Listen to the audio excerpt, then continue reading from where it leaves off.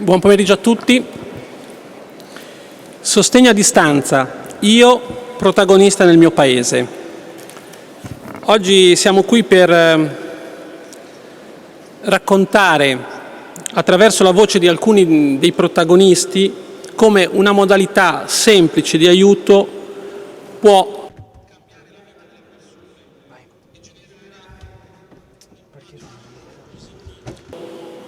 Pardon, un petit problème technique. Moi, protagoniste de mon pays, on va raconter ce que cela veut dire dans un pays et comment ça influence un pays. C'est vraiment très simple. On va le raconter grâce au témoignage de tous les protagonistes. Je vais les présenter tout de suite. Rose Buzingwe, beaucoup d'entre vous la connaissent déjà.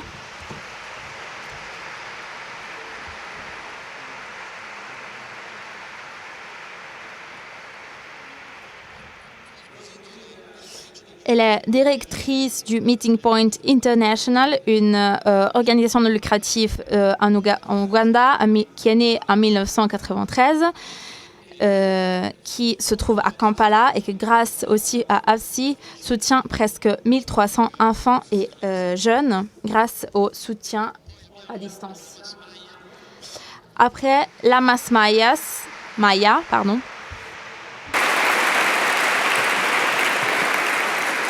Lamas Maya vient du Kenya, il a 17 ans. Il fréquente Cardinal Otunga, une école secondaire de Nairobi. Il va nous raconter son histoire en tant que jeune qui a vécu l'expérience du soutien à distance. Damiano Tommasi.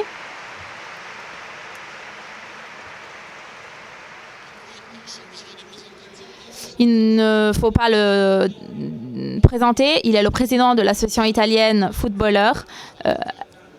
Avec AFSI, il est en train de mener un projet en Afrique. Il va nous raconter de ce projet et il va nous raconter de comment le sport peut contribuer au développement des jeunes. Ensuite, Massimo Favilli.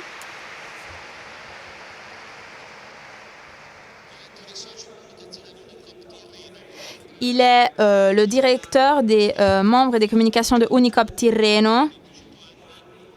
Depuis 2001, il soutient des centaines des jeunes de par le monde. Ensuite, Giorgio Vattilini, président de la Fondation pour la subsidiarité, qui va nous aider à comprendre le véritable sens du soutien à distance et qui a fortement voulu cette rencontre de témoignages à cette époque. On va commencer par une vidéo d'1 minute et demie qui raconte ce que ça veut dire le soutien à distance.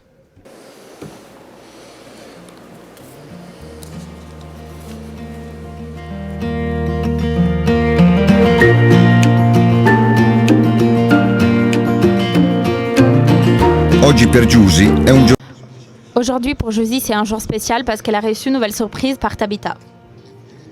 Il s'agit d'un des nombreux moments qu'elle partage depuis 13 ans comme une seule famille. Dans le passé, pour Tabitha, la vie était difficile. Peur, insécurité, manque de soins. Mais grâce au soutien à distance de Josie, tout a changé. Elle va à l'école et une nouvelle histoire pour elle a commencé. Elle sait maintenant qu'elle peut apprendre que ses rêves ont une possibilité.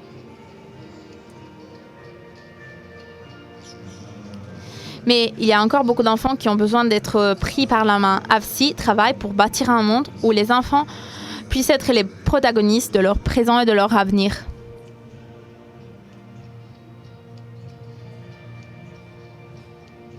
AFSI est présent dans le monde entier, à côté des enfants.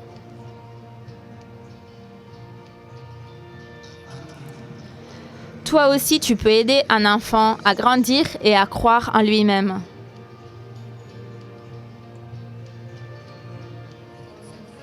J'ai commencé l'expérience du soutien à distance avec 2 enfants de l'école Luigi Giussani Primary à Kampala.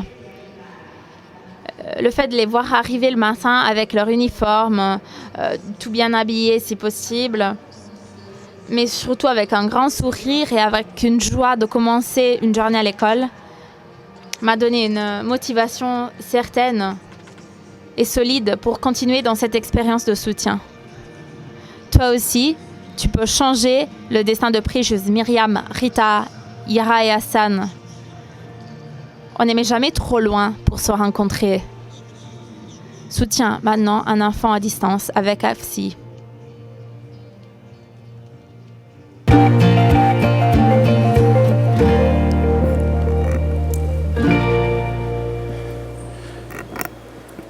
Ecco, io partirei direttamente con Lamas. On donne tout de suite la parole à Lamas. Qu'est-ce que ça veut dire ton expérience? Qu'est-ce que le soutien à distance a signifié pour toi pendant ces années où tu as fréquenté l'école, dans ton parcours scolaire et éducatif? Lamas va parler en anglais, il y a la traduction simultanée. So, ladies and gentlemen, good evening. I'm glad to be in. Madame et Monsieur, bonsoir Madame et Monsieur, je suis vraiment très content d'être ici en Italie et de vivre cette expérience d'amitié. Aujourd'hui, je voudrais vous parler de mon expérience avec AFSI, en particulier de ma formation, de mon éducation. Je m'appelle Lamas Maya, je viens du Kenya, de Nairobi, précisément du bidonville de Kibera. Ce n'a pas été facile, comme cela n'est pas facile pour tous les enfants de Kibera, à cause de l'environnement négatif.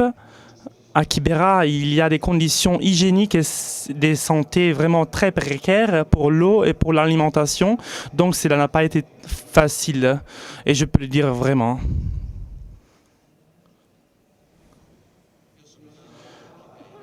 Je suis né à Kibera et j'ai commencé à aller dans une école publique de la zone qui est dans le bidonville. Ma première période à l'école n'a pas été facile parce qu'il y a des punitions qui sont données aux enfants. Il y a des enseignants très rigides, il y a un contexte éducationnel de vraiment mauvaise qualité. Et cela n'a pas donné des bons résultats. Dans mon expérience scolaire, je ne répondais jamais aux questions durant les cours. Je ne posais jamais de questions, je ne m'intéressais pas aux choses, et pour cette raison mes notes n'étaient pas bonnes, et c'était ainsi jusqu'à la dernière année d'école. Et durant la dernière année, on va faire un examen pour passer les 3 dernières années encore, et j'étais vraiment très inquiet parce que au Kenya, pour être un bon étudiant, il faut rejoindre au moins 250 sur 500. Et moi, j'arrivais jusqu'à 150. Et donc, mes parents étaient vraiment très inquiets pour moi. Et on avait commencé à penser comment pouvait-on organiser mon éducation, ma formation, parce que j'étais en train de perdre mes espérances par rapport à l'éducation. Je voulais juste devenir un garçon dans la rue au bidonville. Mais ma mère a été vraiment persévérante, et donc j'ai continué. Elle a trouvé une école à Kibera qui s'appelle Paradise, qui est dans un bon contexte. Les gens à Kibera l'appellent Little Paradise, petit paradis. Donc tous les enfants à Kibera veulent aller à cette école. Donc ma mère a pensé à comment me donner une possibilité pour faire en sorte que je puisse entrer dans cette école. Et elle s'est adressée au monsieur Antoine, qui était le directeur de l'école.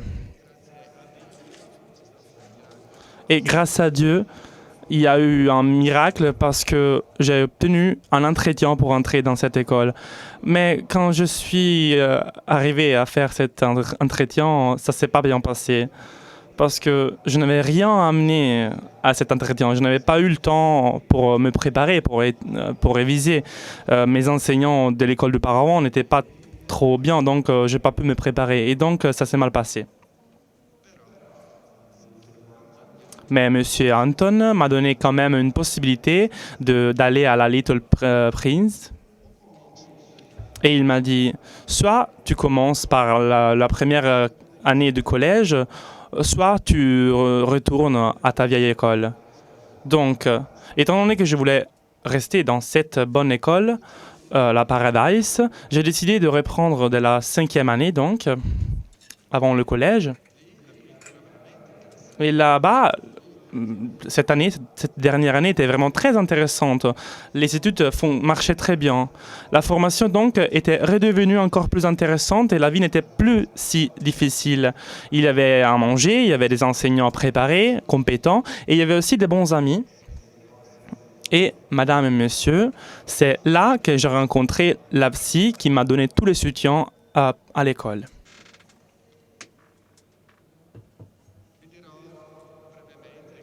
Je vais vous dire brièvement que quand je suis allé à la Little Prince, c'était mon année de rattrapage. Quand je pense à cette année, je pense que ça a été la première année de ma formation, ma vraie année de formation. J'ai étudié pendant 2 mois à la Little Prince et après, quand je fais mon examen, j'étais entre les meilleurs étudiants de toute la classe. Alors que dans l'autre école, j'étais entre les pires étudiants de la classe. Alors oui, il y avait une différence. Et cela m'a redonné un espoir à moi et à ma famille. Et cela signifiait que moi, je pouvais y arriver. Je me rappelle du premier jour à la Little Prince. Monsieur Anton, le directeur, m'a dit « Lamas,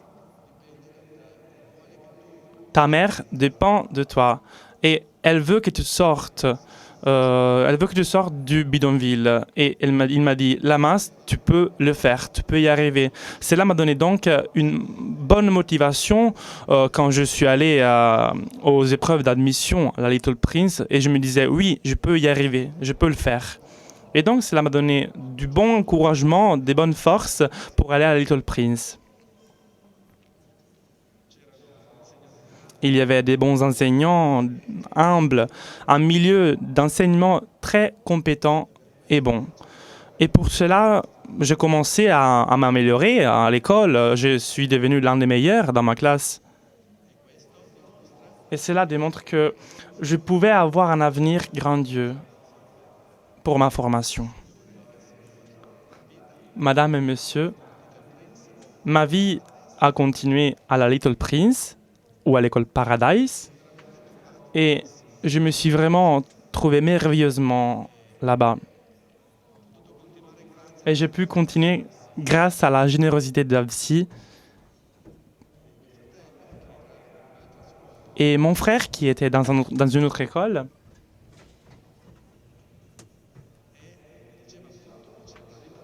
il me disait que il me parlait de l'existence de la Little Prince, de Paradise, et que la Catalocumba, l'autre école, c'était une double Paradise, une autre Paradise. Donc je voulais être moi aussi dans cette autre école qui était le double, qui était encore meilleure, à la Catalocumba. Donc après la Little Prince, j'ai commencé à penser, je veux aller à la Catalocumba, dans cette autre école. J'ai parlé avec l'un de mes formateurs il y a quelques mois. Un formateur qui m'aimait vraiment, qui m'avait à cœur. Et il m'a encouragé pour sortir de la situation de Kibera, des bidonvilles. Et il m'a dit, s'il te plaît, Lamas, n'arrive pas au niveau des garçons qui se trouvent au bidonville à Kibera. Et grâce à cette personne, je suis arrivé où je suis aujourd'hui. Je n'ai jamais fait l'utilisation des drogues au bidonville parce que cette personne m'a aidé et me rappelait tout le temps cela. Et donc, madame et monsieur, quand j'ai dit que je voulais aller à la Katalakuluguma après le Little Prince, il a rigolé, il a dit mieux vaut tard que jamais. Et donc la vie a continué pour moi. Et je me souviens qu'à l'école Little Prince, il y avait le 30e anniversaire des écoles d'Atsi au Kenya. Et j'ai parlé avec la directrice de l'école, Madame Véronica, en lui disant « Je voudrais suivre cette école après l'école que je suis en train de suivre maintenant. » Et elle m'a dit « Oui, l'école est disponible pour toi, mais tu dois au moins obtenir 380 pour entrer, pour être admis. » Mais cette note était trop haute, donc j'ai demandé de le baisser un peu. Je lui ai demandé 350, ça peut aller. Et finalement, elle est arrivée à 300. Donc, elle m'a dit, pour être admis, il fallait avoir au moins 300. Et donc, je dis, oui, maintenant, je peux vraiment y arriver, je peux le faire. Parce que j'étais sûr de pouvoir obtenir au moins 300 et même plus. Et donc, madame et monsieur,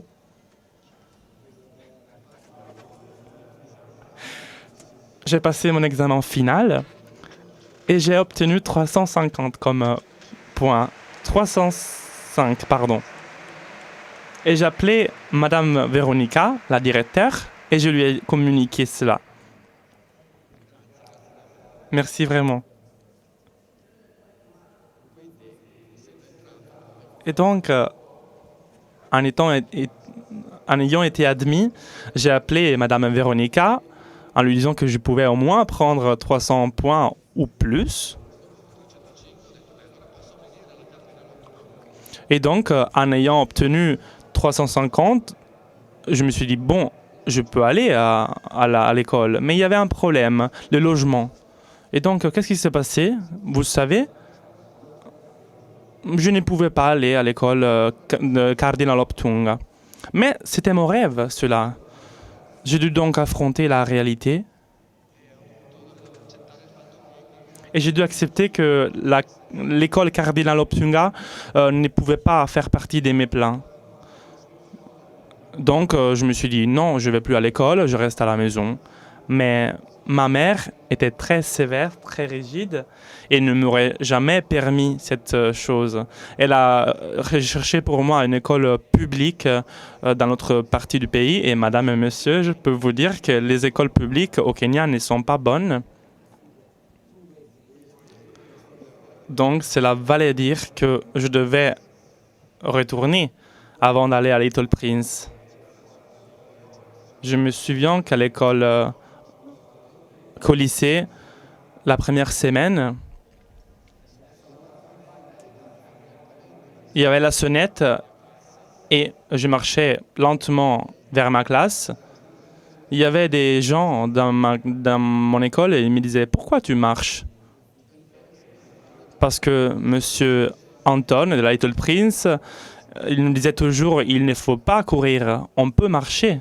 Et donc, je marchais lentement pour arriver jusqu'à ma classe.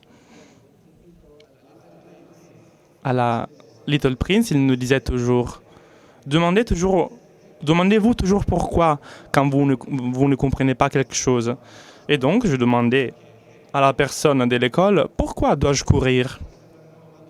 Et cela a été considéré comme une question offensive, mal polie. Et je ne vais jamais oublier ce jour-là parce que j'ai été amené dans une prison, dans une vraie prison. Et dans cette salle de prison, j'ai subi des tortures. J'ai été torturé parce qu'on m'avait dit que j'étais comme un terroriste de la discipline, de la politesse. Et j'ai été battu et j'ai pensé, je ne veux plus retourner dans cette école. Donc, avec mon premier examen, j'ai pris une note très basse, un D-, et on s'attend d'un étudiant qu'il prenne au moins un B+, une note très haute. Mais au premier examen, j'ai pris la note la pire qu'on pouvait prendre, les 10-.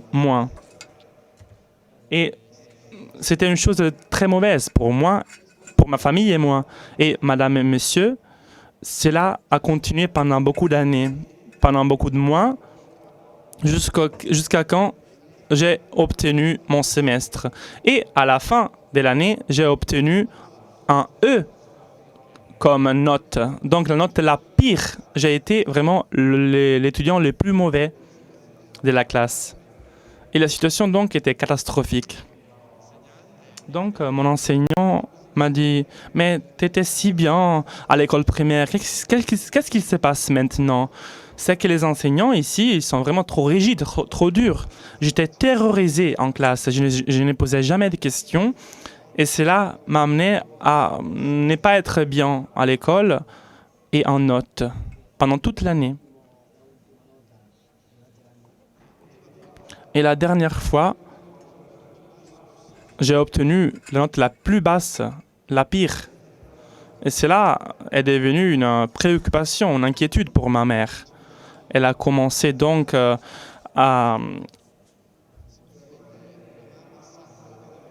Elle a commencé à se mettre en jeu pour moi. Elle était très inquiète pour moi, pour mon année scolaire.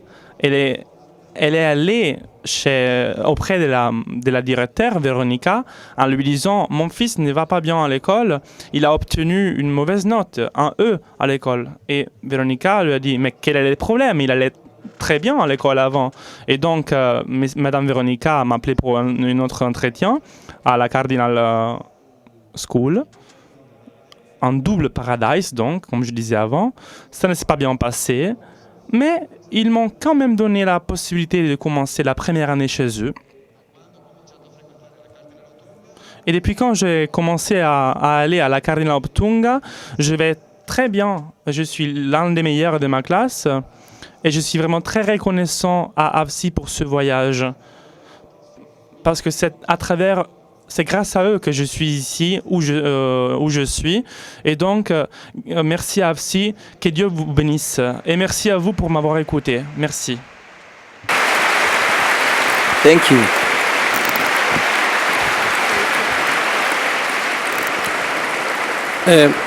Grazie a Lamas per questa testimonianza. Merci Lamas pour ce témoignage parce que il faut comprendre que sa vie a commencé dans le bidonville de Chimera. C'est l'un des pires au monde. Il y a plus qu'un million de personnes dans des conditions terribles. Il a réussi à faire ce chemin. Il a trouvé la force de faire ce chemin grâce à des endroits qui étaient consacrés à l'éducation. À la Little Priest, comme il a dit, il a pu renaître, et de même à la Cardinal Optunga. Donc, certains contextes éducationnels ont un rôle fondamental dans le développement et l'épanouissement de la personne. Même dans des contextes très difficiles où la violence et l'abandon sont la règle. Mais Rose, est-ce que tu peux nous raconter le sens du soutien à distance, surtout pour la communauté? D'organisation travaille dans des différentes activités. Tu travailles avec des femmes malades. Qu'est-ce que cela veut dire dans ta communauté, dans la communauté où tu travailles pendant toute la journée?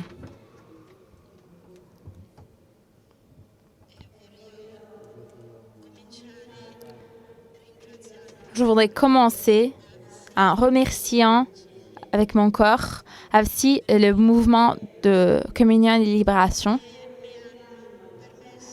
parce qu'ils m'ont permis d'utiliser l'outil de soutien à distance que pour moi a été comme une aventure pour découvrir qui je suis et qui sont ces enfants. J'ai appris par le Père Giussani l'aventure de découvrir qui est l'homme. Grâce à cela, tout le reste gagne en valeur. J'ai commencé mon activité et au début, il me paraissait très évident qu'une personne malade puisse prendre des médicaments. Et que si on paye l'école à quelqu'un, il décide d'y aller. Mais au contraire, quand j'ai payé l'école aux enfants, ils n'y allaient pas. Ils préféraient rester dans la rue au lieu d'aller à l'école. Et les femmes préféraient mourir au lieu de prendre les médicaments. Je me souviens d'un garçon, d'un jeune homme, Francis. J'étais presque désespérée. Je l'ai envoyé à l'école, mais il n'était jamais là. Tous les jours, il a inventé une maladie. J'ai mal au ventre, j'ai mal ici, j'ai mal là-bas. Un jour, il m'a dit, tu sais, quand je suis avec ma mère, j'allais bien, mais maintenant, elle est morte et j'ai perdu le seul point de repère qui me faisait sentir quelqu'un.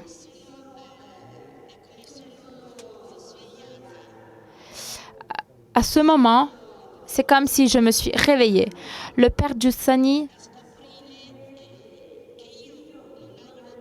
m'a aidé à comprendre que je n'aide pas un pauvre. Moi, je ne donne pas à manger parce que les gens sont pauvres et qu'ils sont malades ou que les enfants doivent aller à l'école. Moi, j'aide les autres parce qu'ils ont une valeur infinie. Je veux que cette personne soit heureuse.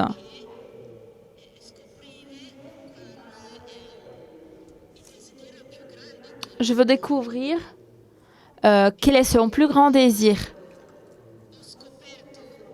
Quand j'ai découvert que j'ai une valeur infinie, cela était plus facile parce qu'au début, c'était évident pour moi de dire tu as une valeur et je pensais que tout le monde allait comprendre, mais personne ne comprenait. Et donc, j'ai paniqué.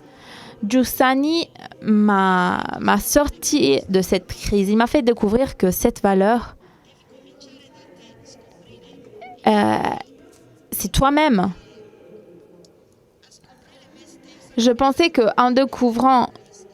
que découvrir moi-même en premier, c'était quelque chose d'égoïste. Mais le père Giussani m'a fait comprendre que tu ne peux pas donner ce que tu n'as pas. Cette plénitude, c'est ce que je dois gagner pour les autres, pour les personnes malades et pour les enfants. Je veux vous faire un exemple de deux jeunes hommes qui fréquentaient l'école de Luigi Giussani. Un jour, ils ont volé le portable du professeur. L'hanno detto, l'avete rubato. Quand ils ont volé ces portables, on leur a demandé et ils ont dit non, c'est pas notre faute, on n'a rien fait. Ils les ont envoyés me voir. Quand je les ai vus, je leur ai demandé le portable, s'il vous plaît, et ils l'ont sorti de la poche. Ils me l'ont donné. Donc je leur ai demandé, mais pourquoi vous me donnez le portable alors qu'au professeur, vous n'avez pas voulu le donner? Et ils m'ont répondu, toi, tu veux qu'on te dise la vérité. Un autre problème, c'est que avant de partir, les femmes de mon meeting point ont trouvé 2 enfants mal nourris. Cette femme avait accouché et elle était dans une autre clinique. Et quand elle a donné son lait, les assistants sociaux ont vendu le lait. Et donc, les femmes étaient très énervées. Ils ont volé le lait pour les enfants. Il a été vendu. Et je leur ai dit, vous ne devez pas être énervés. Parce que pour eux, cet enfant était personne. Mais pour vous, cet enfant a une valeur. Et ce n'est pas de leur faute. Si on ne découvre pas notre valeur, tu ne peux pas connaître l'autre. Tu ne sais pas qui est l'autre. Donc le problème est quel est le contenu de la personne. Cela me met en mouvement parce que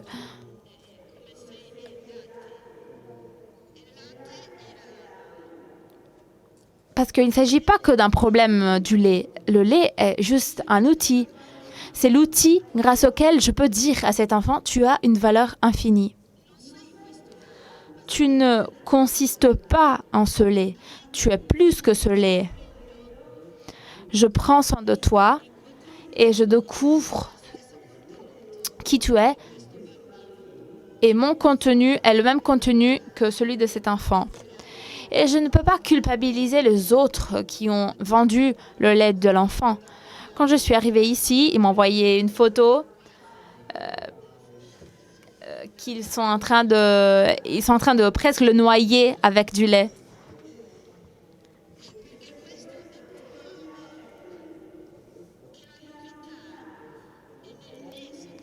La nouveauté est dans le lien entre la carité et la connaissance.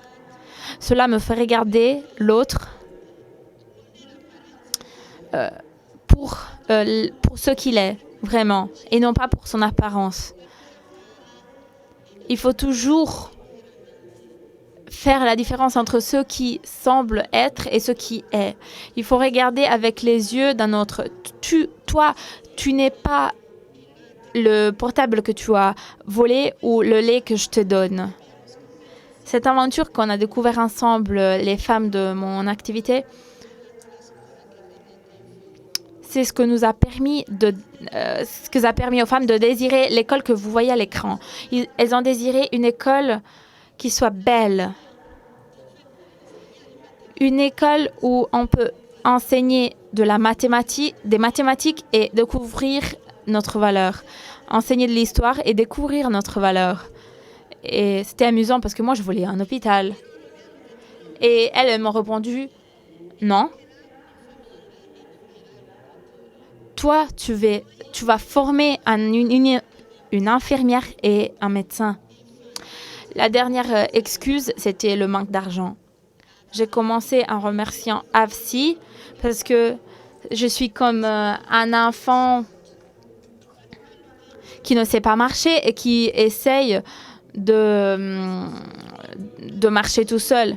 Quand j'ai dit je n'ai pas d'argent, elles ont commencé à faire des colliers. Elles ont vendu 48 000 colliers.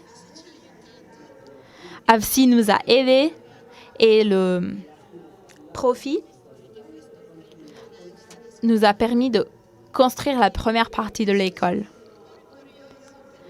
Je suis très fière parce que même moi, je ne croyais pas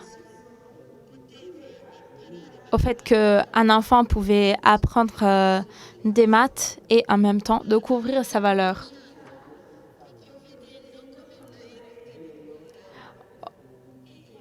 Ce début était comme voir un avion qui décollait. C'était ça, le fait de voir un enfant qu'après quelques semaines, il commençait à sourire et commençait à vivre. Tout comme dans le bidonville de la masse. Notre bidonville est Kireka. Et malgré cela, malgré cette condition dans le bidonville, on a vu le changement dans nos enfants. Au début, les gens étaient surpris, suspicieux, ils se demandaient qu'est-ce qui se passe, pourquoi ils restent tous en silence dans cette école. Maintenant, on est l'un des premières écoles en Ouganda. Une fille cette année, qui s'appelle Jacqueline, a passé son examen avec tous les autres étudiants du pays et elle a été la meilleure. Elle était première en classement. Elle était devant tous les riches. et notre école est en train d'améliorer. On voit les résultats de ce que Giussani nous a appris. C'est comme un grain semé dans les cœurs de ces enfants. On a besoin de voir cette graine pousser. Et ça pousse maintenant. Tout ce que je n'arrivais pas à comprendre, je le vois maintenant. Je vois cette merveille. Je vois comme une vague, des enfants aux parents, de la mère aux enfants, une vague qui va et qui revient jusqu'à moi.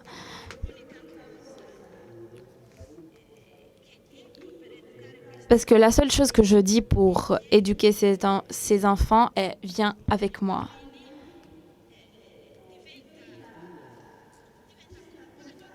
Et cet enfant devient ma compagne dans mon chemin.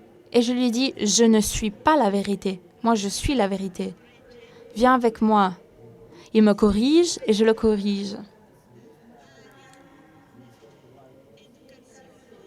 Sans cette éducation par les pères, tu ne peux pas avoir des résultats. Cela est le sens de tout ce qui nous entoure. À l'école, les deux étudiants avaient essayé de nier le fait qu'ils avaient volé. Mais beaucoup de fois, ils pensaient Rose, elle a fait une magie. Mais non, c'est une méthode pour marcher ensemble.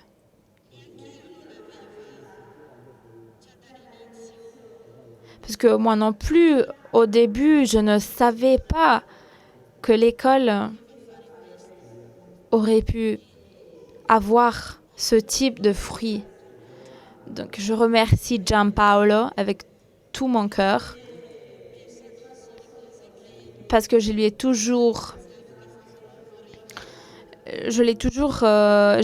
donné tous les problèmes que peut-être il voulait pas, mais j'avais besoin d'aide.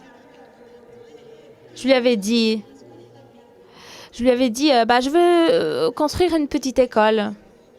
Et il me dit, mais c'est ça, quand il est venu en Ouganda, il a dit, mais c'est ça la petite école?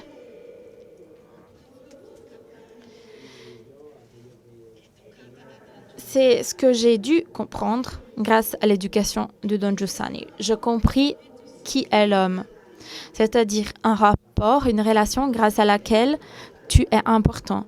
Pour le père Giussani, moi, j'étais importante. La manière dont il me regardait comme quelque chose d'important, quelque chose qui avait de la valeur. Mon travail a le but de crier à tout le monde que la vie a une valeur, que la vie a une signification totale, un sens. Cela, dans le temps, est devenu plus clair à moi. Et cela est devenu aussi plus clair par les femmes et pour leurs enfants. J'ai déjà dit qu'il faut de la patience pour semer, pour patienter. Il faut patienter il faut attendre pour voir le changement dans les enfants. Il faut attendre, reproposer encore et encore, jusqu'à ce qu'ils ne deviennent leur caractéristique. C'est pourquoi on voit très souvent des rébellions. Rien ne tient. Les enfants, très souvent, ils restent dans l'environnement qu'ils connaissent.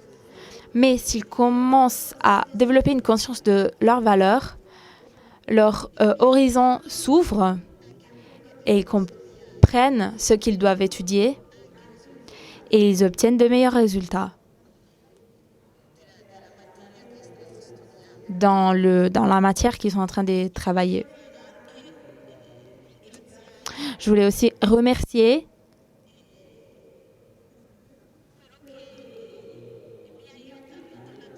ceux qui m'aident, c'est-à-dire ceux qui font des dons à nos enfants et qui soutiennent nos enfants. Je voudrais les serrer dans les bras, chacun d'entre eux, parce que sans eux, je ne serais pas à même de faire tout cela. Merci.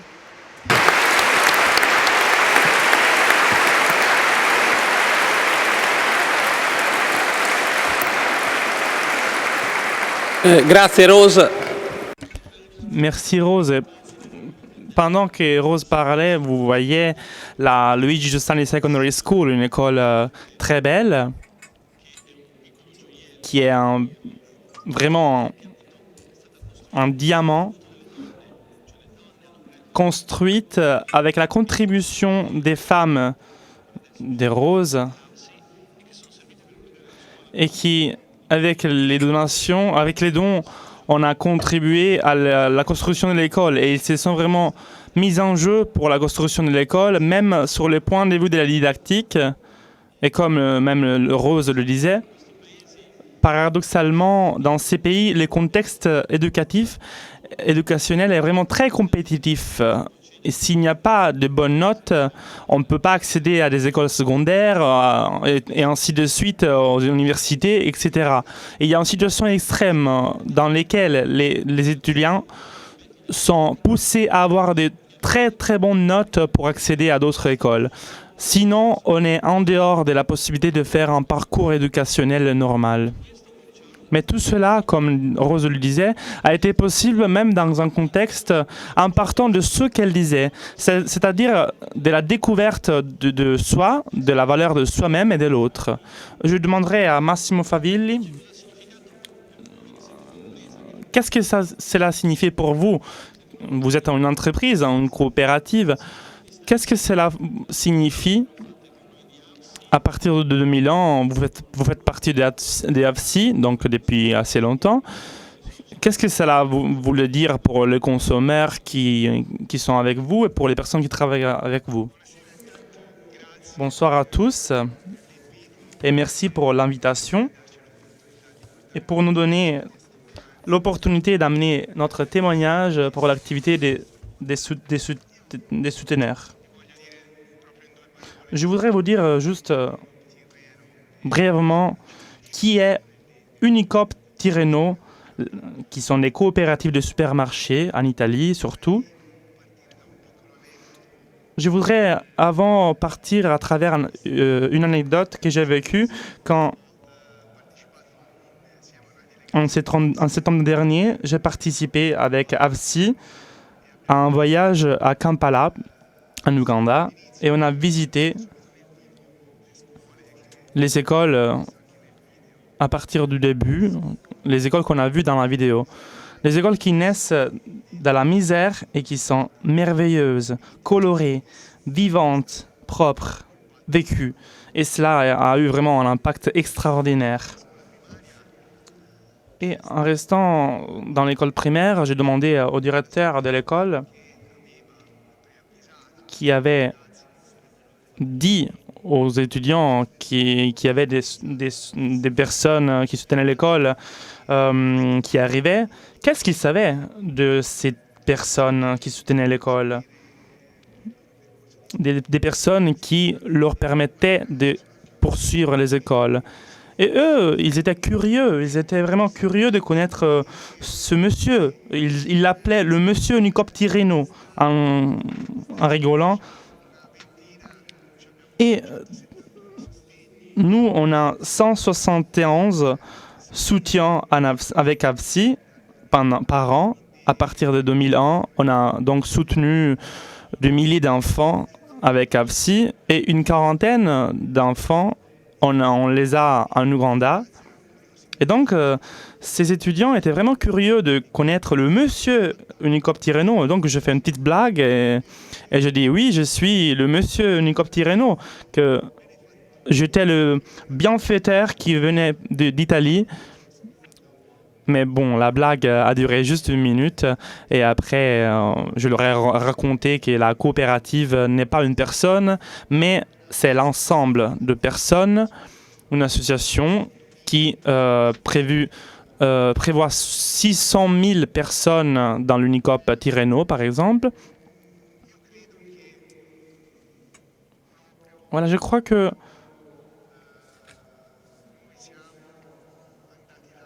quand on est allé en Ouganda, on a réussi à comprendre la véritable valeur de ce qu'on fait. Nous sommes une société qui a un but commercial, de vendre des produits convenables, de qualité, qui sont de qualité. Et comme coopérative, on a aussi d'autres buts qui sont dictés dans l'acte constitutif même et qui ne sont pas que formels.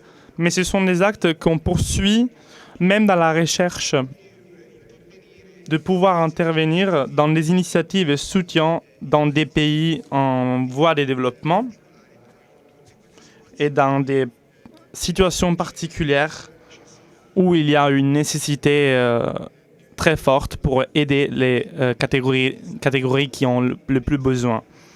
Et donc, la nature, l'entreprise qui nous sollicite à promouvoir cela, c'est la participation des associés de ces activités pour contribuer à vivre dans une société qui soit plus juste et plus inclusive. Notre relation avec AFSI provient de loin, de 2001, depuis 2001. Donc, ça fait 18 ans qu'on est avec AFSI. Et au début, quelques employés de la coopérative avaient décidé de soutenir à distance des enfants. On était 3 à 4 personnes à le faire. Et on avait décidé de choisir AFSI comme sujet auquel faire, disons, les donations. Et à partir de ce moment, je crois que ce n'est pas secondaire.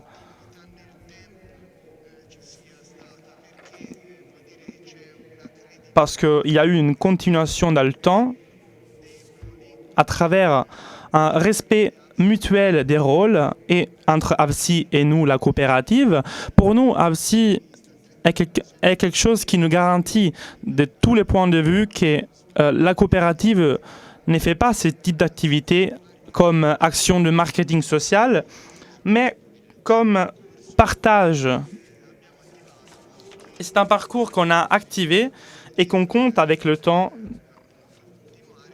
de continuer pour amener à l'obtention de la majeure âge tous les enfants avec lesquels on a commencé tout ce parcours d'études et de soutien.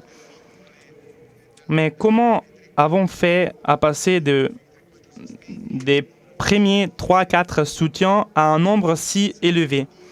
On a pensé d'impliquer toujours plus de personnes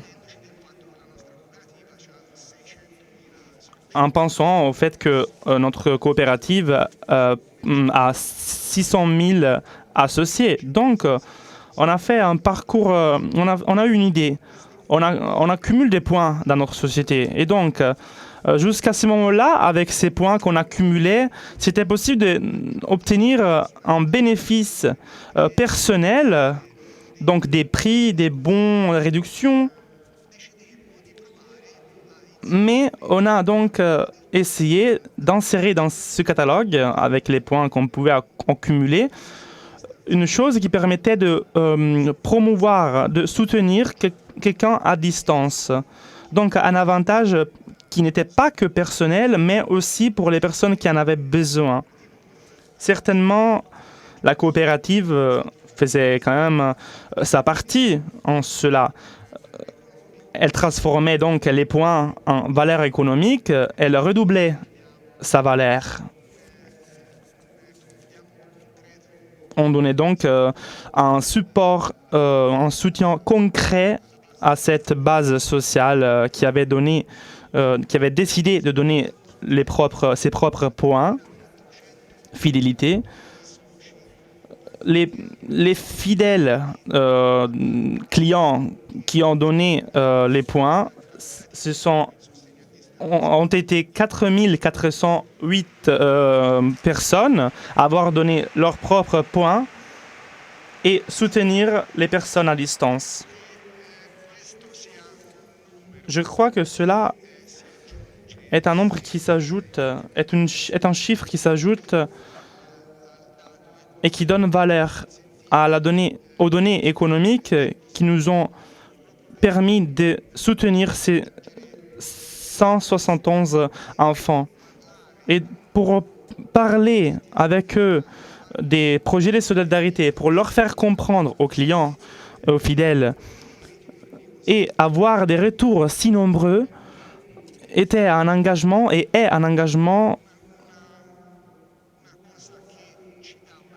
une chose qui nous donne vraiment de la satisfaction qui est égale à la valeur économique. Donc c'est une richesse, même faire comprendre la valeur du soutien à distance, en racontant aussi combien il y a besoin de faire grandir de manière culturelle les nouvelles générations dans leur propre lieu de naissance. Moi, je veux conclure cette première partie. Après, je ne sais pas s'il y aura la possibilité de parler même après, mais j'ai le plaisir de vous dire cette petite chose toujours liée au voyage en Ouganda. Quand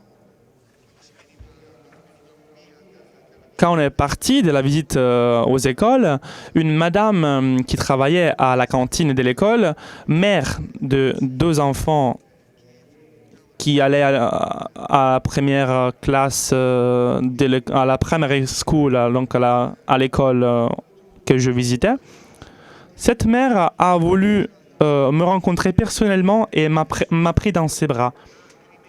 Et ces larmes d'émotion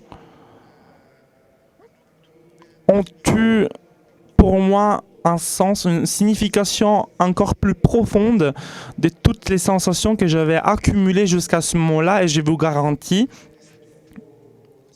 que c'était vraiment beaucoup d'émotions pendant tout le voyage. Et ce sont les larmes que j'essaie de transmettre, diffuser aux autres associés avec lesquels on parle pour leur faire comprendre comment le remerciement d'une personne peut nous projeter vers une exigence qui pour nous pourrait être acquise alors que ce ne l'est vraiment pas du tout.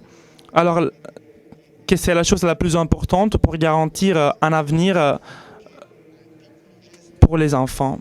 Et c'est la confirmation que même un petit geste peut faire beaucoup, sans de rhétorique. Il n'y a pas de rhétorique. Je vous donne mon témoignage de ce que j'ai vu à travers mes yeux et à travers les yeux de ces enfants qui étaient si curieux d'apprendre à travers la volonté des enseignants si capables et donc compétents et consacrés au travail d'enseignement, d'apprentissage, dans ces écoles nées si belles et nées dans la misère et dans le malaise. Et en écoutant les histoires des femmes de rose qu'avec leur force de volonté essaient de construire un futur pour leurs fils, je crois donc que le soutien à distance ne change pas seulement la vie que d'une personne et d'un enfant qui reçoit le soutien, qui en soi serait déjà beaucoup. Mais cela change vraiment une communauté entière. Merci.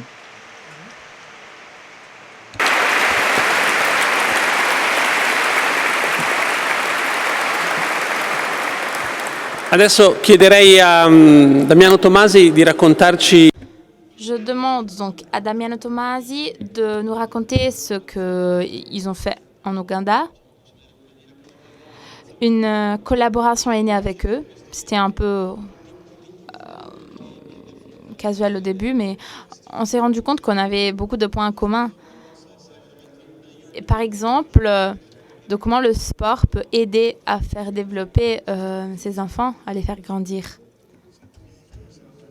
Bonsoir à tous. Merci de cette invitation. Merci de m'avoir impliquée. Si je suis là, c'est parce que tout est commencé ici. Un membre de notre conseil de direction, Monsieur Luca Rossellini, Rossegnini, pardon. Je suis le président de la Fédération italienne de footballeurs. On représente les footballeurs. On est tout d'abord des syndicats, avant même que le football ait une profession. Aujourd'hui, la valeur de notre association est même augmentée parce qu'on n'a pas que les footballeurs professionnels, mais aussi les amateurs. Notre association donc a 18 000 associés, moins que 3 000 sont des professionnels. Qu'est-ce que nous avons à voir avec ces activités ?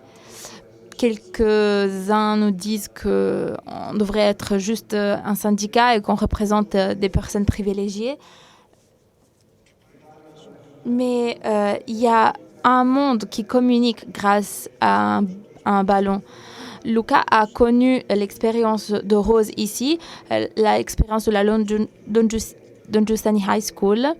Elle a compris combien c'était important de construire un terrain de football et une sorte de stadium, comme vous le voyez à l'écran. Donc, on a décidé de financer la construction de ces terrains, mais on a demandé de faire quelque chose en plus. Depuis quelques années, on a ouvert un département junior où l'on se consacre à construire un modèle. Je ne sais pas si c'est le meilleur ou pas, un modèle pour faire face à l'activité sportive, notamment le football. On a même écrit un manuel. Cela donne l'opportunité aux footballeurs qui travaillent ou qui travaillaient, qui sont maintenant à la retraite, la possibilité de travailler avec les jeunes. Ce que vous voyez dans la photo, c'est l'équipe qui est allée à Kampala pendant une semaine pour travailler avec les jeunes et les enseignants de la Don Giussani High School. On a voulu financer un terrain, mais on voulait donner concrètement une méthode pour utiliser cet espace. Parce qu'il ne s'agit pas que d'un espace vert où jouer au football. Les personnes qui sont rendues là-bas sont des personnes qui étaient des professionnels, donc leur métier c'était de jouer au football. Depuis certaines années, pendant ces dernières années, elles se déplacent partout en Italie pour montrer comment le football peut devenir quelque chose de plus. Qu'est-ce qu'on a fait ? Toute l'année en Italie et surtout grâce aux anciens footballeurs et d'autres footballeurs, on se rend dans des associations de football, on s'entraîne avec les jeunes, on entraîne les jeunes, on fait un moment de formation avec les entraîneurs et un moment avec les familles. Normalement, dans ces semaines, l'été, ça nous arrive au moins une fois par an de faire un entraînement pour le parent. Le dernier jour à Kampala, les mamans de Kampala ont voulu s'entraîner avec nos entraîneurs. Cela vous fait comprendre qu'est-ce que signifie l'activité sportive, le sport pour les jeunes. Je pense que vous pouvez vous souvenir du premier entraîneur du sport que vous avez pratiqué. C'est comme le premier maître de notre vie. On se rappelle de cette personne. Cela montre combien l'émotion, la passion d'un jeu peut avoir un impact sur notre formation. Dans le voyage qu'on a fait en Ouganda grâce à Chidio Sport, a donné comme résultat quelque chose de plus, quelque chose que j'espère deviendra concret. Le but de notre activité est aussi de donner de la suite à la carrière d'un footballeur, parce que normalement, il va à la retraite, il quitte le terrain vers 35-40 ans. Et beaucoup de footballeurs sortent du monde du travail sans avoir une formation, sans avoir une préparation à ce qui se passera après. Donc, notre activité permet aussi de donner quelque chose de plus à ces personnes pour pouvoir leur permettre de faire quelque chose grâce à ceux qui savent déjà faire, ceux qu'ils ont toujours fait. Cette idée est née en faisant un lien entre l'activité sportive et la coopération. Pas toujours dans ces pays, et je pense que vous le savez tous grâce aux chroniques, vous savez qu'il y a des marchés des talents, il y a un trafic en quelque sorte. On se rend dans ces villages pour découvrir le nouveau talent et malheureusement, c'est ce que a poussé beaucoup de clubs de notre football à ouvrir des associations pour découvrir ces talents. Mais notre objectif doit être de créer une communauté. Ce que j'ai entendu avant, et ce sont deux mots qui s'adaptent beaucoup au monde du football, sont le mot inclusion et dialogue. Je ne sais pas si quelqu'un d'entre vous sont des formateurs. Je ne sais pas si vous faites parfois des jeux avec un ballon ou un objet pour créer de l'inclusion et le ballon, qui a les ballons, c'est la personne qui peut parler. Bon, le football permet aux personnes d'avoir le droit à rester dans cette communauté, d'exprimer leur talent. Et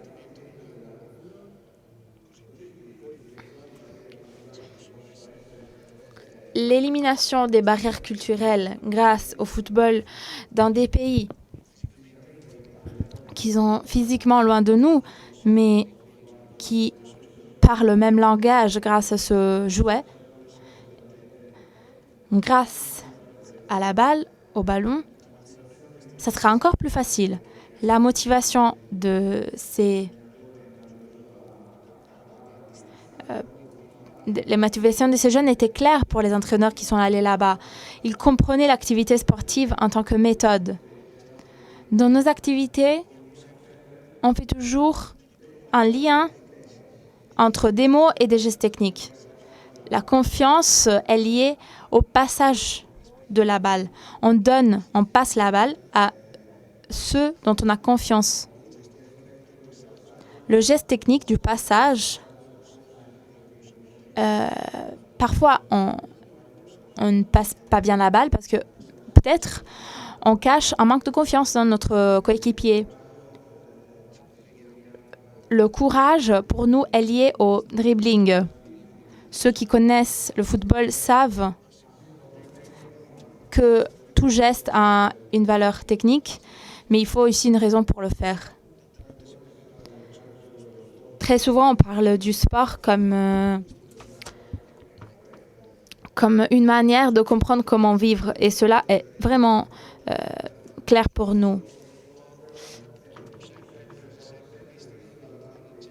Malgré tout cela, malheureusement, on regarde très souvent le sport comme de la part des vainqueurs. Moi, j'ai participé à la Coupe du Monde, j'ai travaillé dans l'équipe nationale, mais au final, on rend compte de ce qu'est le sport, de ce qu'est le football de la part des vainqueurs, et on oublie de parler de la valeur que le sport a pour la communauté. Donc voilà ce que nous essayons de faire avec AFSI. On est en train de raconter comment le sport peut devenir une forme de coopération, de soutien à distance et une façon pour raccourcir ces distances. Je pense que vous pouvez imaginer les personnes qui vous avez bien en tête, les images de ces personnes qui traversent l'océan, la mer pour venir en Italie. Et très souvent, ils portent des maillots du Milan, de l'Inter Milan, du Milan AC, de Manchester United. J'espère donc que mon rêve puisse devenir concret, c'est-à-dire transformer des personnes qui ont fait de leur passion leur travail, donc des anciens professionnels, qui puissent raconter ce que le football a signifié pour eux. Beaucoup des jeunes qui ont participé à notre projet reviennent très touchés. Et ils voudraient tout raconter Malheureusement, c'est très difficile de faire ça en Italie. C'est très difficile pour un entraîneur, par exemple, de gérer la relation avec les parents parce que tout le monde pense à avoir le talent, le champion chez eux. Mais on oublie que c'est une personne, que notre enfant est une personne, que grâce au sport, les enfants grandissent. Très souvent, on pense aux résultats, mais le plus important, c'est de participer, de savoir perdre, de savoir faire des efforts, de savoir utiliser les moments d'échec pour repartir, pour recommencer. Avant, la masse disait « I can », je peux. Rose, avant, a parlé des femmes qui ont voulu se mettre en jeu. On utilise toujours ce langage et on oublie que ça vient du sport. Physiquement, quand on prend la balle, on se met en jeu, littéralement. Apprendre à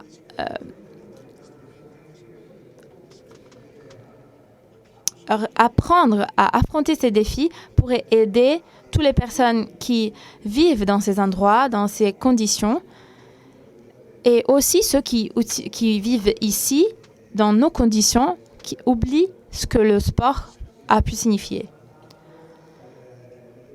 On raconte beaucoup du sport d'élite, des vainqueurs. Très souvent, on vit dans une société qui malheureusement mesure le bonheur en euros ou en dollars. Et donc, voir qu'un footballeur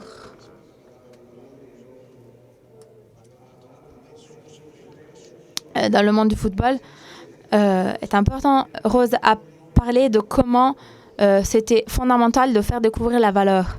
Si vous lisez les journaux sportifs, vous lisez la valeur des footballeurs, mais en euros. Moi, je suis le président de l'association de footballeurs. La valeur des footballeurs représente un actif pour nous. Ils sont des actifs dans le bilan, dans le budget de la société. Ils peuvent être capitalisés, ils peuvent devenir rentables, mais tout cela est totalement opposé au sport parce que la valeur d'une personne ne peut pas être mesurée en euros ou en dollars. Et on vit ce paradoxe.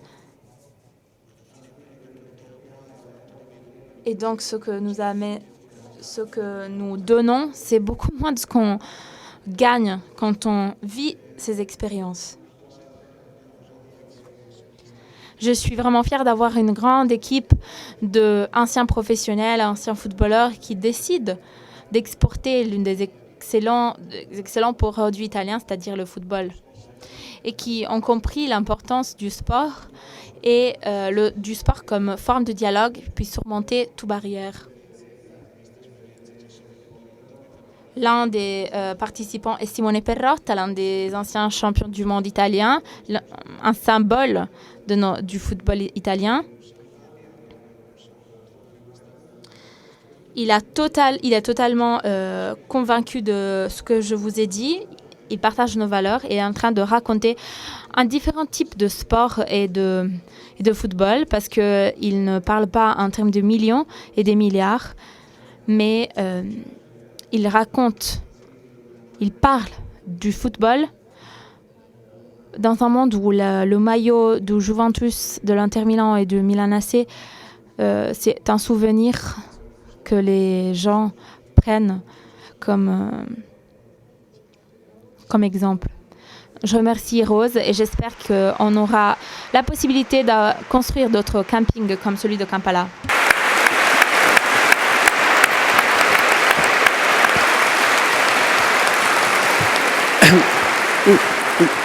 Grazie anche per il coinvolgimento. Merci pour ton implication personnelle. Tu es allé jusqu'en Ouganda. Donc, il y a eu vraiment une implication personnelle pour vivre ensemble cette expérience. Je voudrais maintenant demander à Giorgio Vittalini. Le soutien à distance, comme on l'a vu à travers les autres perspectives, donne la possibilité d'être des acteurs. Ça crée une valeur, une aide c'est un outil qui peut aider à redécouvrir la valeur, à recréer une communauté, à partager des expériences. Mais très souvent, tout cela, ça peut sembler marginal. Parce que pour faire de la coopération de développement, il faut des systèmes, il faut des politiques. Alors, comment peut-on répondre à cette critique face à ces expériences qui sont réellement positives et donc en faisant partie qui sont le cœur de cette question? Je dis 4 choses. Le sujet migrant, c'est un sujet qui est devenu à l'ordre du jour et on en parle juste en discutant de comment faire des bateaux qui partent des autres pays, pardon, et les bloquer, ne pas les bloquer. Et quand on les a bloqués, tout le monde est content, mais ces gens, quand partent, ils ne partent pas de la Libye ou des pays proches de nous. Ils partent de plus loin encore. Parce que la situation de l'Afrique est une situation de néocolonialisme. Donc la première chose que je voudrais dire, c'est que l'Afrique est vraiment sous attaque d'une guerre très violente, de quelque chose que Pape François a dit, une troisième guerre mondiale entre Russie, Chine, France, États-Unis. La Chine est en train d'avancer afin de conquérir les premières matières et exporter les personnes qui puissent aller là-bas. Ensuite, la Russie est redevenue acteur aussi dans une vision globale pour la même raison que la Chine. La France est toujours présente. Il y a la zone subsaharienne, donc la zone franco-africaine. Et les États-Unis ne veulent pas disparaître. Tout le monde, tous ces pays avec l'idée de se prendre les premières matières avec plusieurs moyens, donc en faisant naître des coups d'État, en favorisant des guerres, pas seulement pour les premières matières, mais pour les matières primaires, mais aussi avec l'exportation d'armes, comme nous aussi on l'est. Mais aussi avec les méthodes de naissance de capitalisme qu'on avait vues au XVIIIe siècle. Et la chose qu'on voit maintenant, c'est l'expulsion des terres de ceux qui étaient des paysans pour l'intensif exploitation des terres. Et c'est ce qui s'est passé en Angleterre en XVIIIe siècle pour la naissance du capitalisme. On peut ajouter ici avec ça le global warming et on peut comprendre que c'est une augmentation climatique, ça veut dire augmentation de la désertification et les guerres tribales, parce qu'une sortie du colonialisme sans intelligence a fait en sorte qu'il y ait des pays qui sont construits de manière qu'on puisse diviser de manière rationnelle les territoires. Il y a eu des pays où la civilisation africaine est autour des montagnes, des masses. Et donc, la manière anglaise de diviser les pays, donc la manière géométrique, ça veut dire créer des conflits entre l'un et l'autre. Donc, on peut comprendre que l'Afrique est encore sous attaque, parce que on ne comprend pas encore pourquoi il y a encore cet exode. Ce n'est pas un cas, ce n'est pas mis au hasard. Ils ne s'en vont pas comme ça, sans rien, comme si de rien n'était. Il y a vraiment un suraffolement des villes qui sont abandonnées, les campagnes pour aller vers les villes, qui sont des métropoles maintenant, et en même temps la tentative d'arriver vers l'Occident. Donc on comprend la situation dramatique dans ces pays. Deuxième passage, ce que je voulais dire, c'est ce que Silvestri disait aussi, ce sont les aides. Je vous invite à lire un livre écrit par Giuseppe Folloni, Ilaria Smider, avec AFSI. c'est alle radici dello sviluppo, aux racines du développement, l'importance du facteur humain. Et dans ce livre, on analyse les manières classiques de développement. Les aides au gouvernement faites par des pays occidentaux ou par des grandes organisations avec des fonds monétaires, financières importants. Et en particulier, ces aides ont favorisé des dictateurs corrompus. Parce que la démocratie occidentale, c'est une idée qu'on a, nous, les Occidentaux. Mais en beaucoup de pays, même s'ils ont de la démocratie, il y a la manière de dictateur. Il y a des fonds, il y a des finances, les aides arrivent, et ces aides sont données aux dictateurs qui vont les donner peut-être à ceux qui font leurs intérêts ou les utilisent pour construire des armes. Mais il n'y a pas des pays avec des matières premières. Mais quand on intervient du point de vue des États, on intervient en sorte que ces aides se perdent. Parce que les aides arrivent au point faux. Le deuxième passage, c'est les aides des ONG. Premièrement, elles ont diminué vraiment de manière importante. On n'a pas investi dans des aides au troisième monde. Mais il se passe quelque chose qui est commun aux grandes interventions historiques et traditionnelles. Il ne suffit pas de faire des œuvres en Afrique et dans le troisième monde, donc. Parce que si on fait des œuvres, ces œuvres risquent de ne pas être gérées. On prend par exemple l'action des missionnaires de beaucoup d'ordres de religions intervenus en Afrique, et même chrétiens par exemple. Qu'est-ce qui se passe quand ces ordres religieux viennent éliminer? Ça veut dire que les œuvres se perdent. Parce que du moment que l'action des missionnaires est une action généreuse, mais qui n'est pas capable de générer une responsabilité autour de soi, il y a beaucoup d'hôpitaux, des écoles par exemple, qui terminent parce qu'il n'y a plus personne qui est capable de les conduire. Comme c'est là est le même processus pour les ONG, même pour les processus écologiques et autres, pour les puits, pour l'agriculture, même pour les entreprises. Mais s'ils ne génèrent pas les sujets locaux,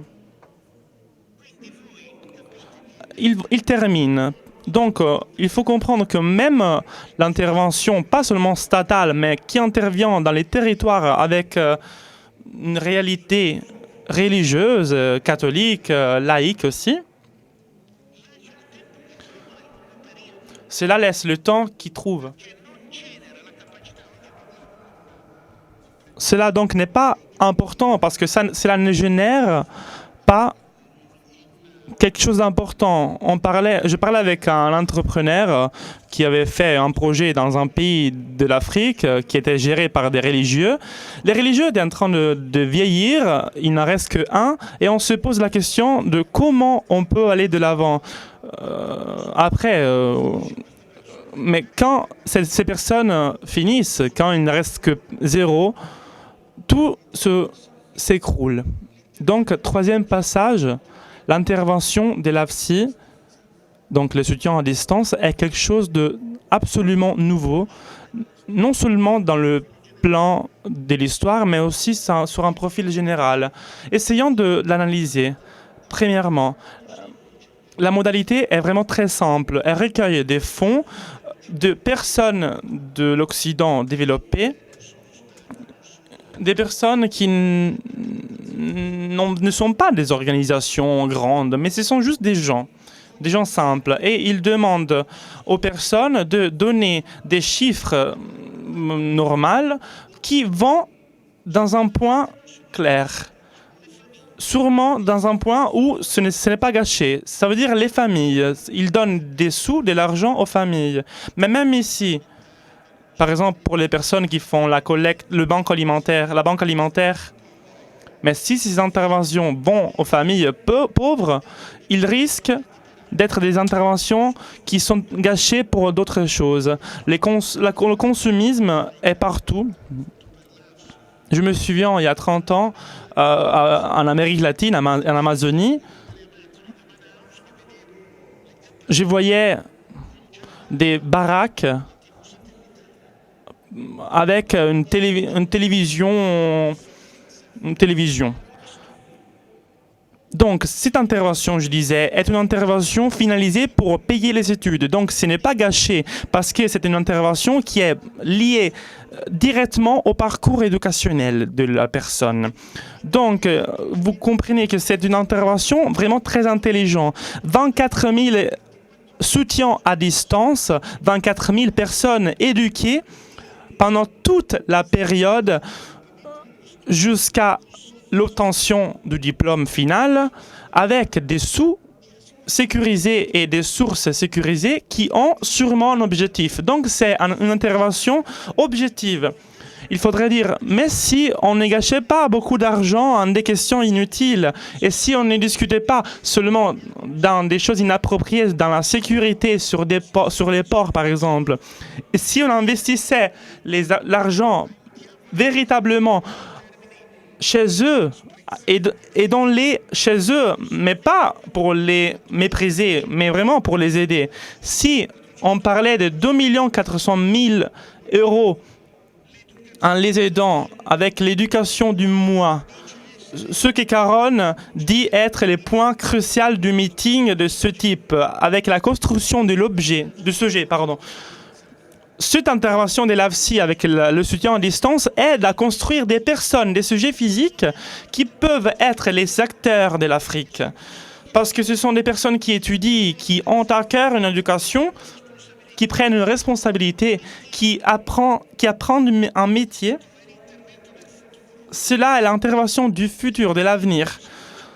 Une intervention qui n'est pas supportée que par une grande organisation comme l'AFSI, était aidée aussi par les gouvernements, pourrait aider encore plus le changement de situation, même sur le plan des migrants. Parce que les gens ne migrent pas juste pour le fait de s'en aller et juste parce qu'ils sont contents de s'en aller. Les gens migrent, même comme nous on a fait dans le passé, parce que c'est une possibilité, c'est une éducation, c'est le premier facteur pour la lutte contre la pauvreté, contre la liberté, avec la liberté. Et pour répondre à Silvestri et pour nous dire, chacun de nous qui fait quelque chose de ce type est en train de construire l'avenir de l'Afrique, est en train de construire cette personne avec qui reste en relation, parce que ce serait comme avoir des familles, un rapport direct entre ces personnes et les autres. Mais ils sont aussi en train de construire une intervention innovative. Parce que si ces politiciens regardaient ce type d'intervention, feraient regarder le thème des migrants comme une idée de développement et non pas comme une idée de libérons-nous de ces gens et on ne les veut pas. Donc, ce serait vraiment innovatif aussi. Merci.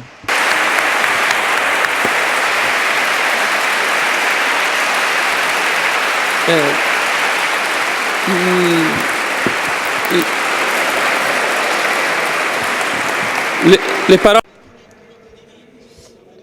Ce que Vitalini a dit, c'est très intéressant, surtout pour nous, AFSI, parce que il nous a lancé un grand défi. Parce qu'il y a beaucoup à faire, mais il y a aussi une grande responsabilité. On est responsable de contribuer à faire grandir des sujets. C'est la plus grande responsabilité. Parce que c'est grâce au fait de participer au développement de ces personnes que l'on peut contribuer à l'avenir de l'Afrique. Je veux conclure en remerciant tous les intervenants, vu qu'on n'a pas encore beaucoup de temps.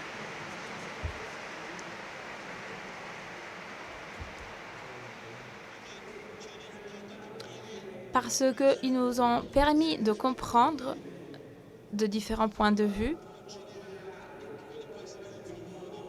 ce qu'est-ce que peut être la valeur d'un petit geste, de comment cela peut avoir un impact dans la vie des personnes et des sociétés.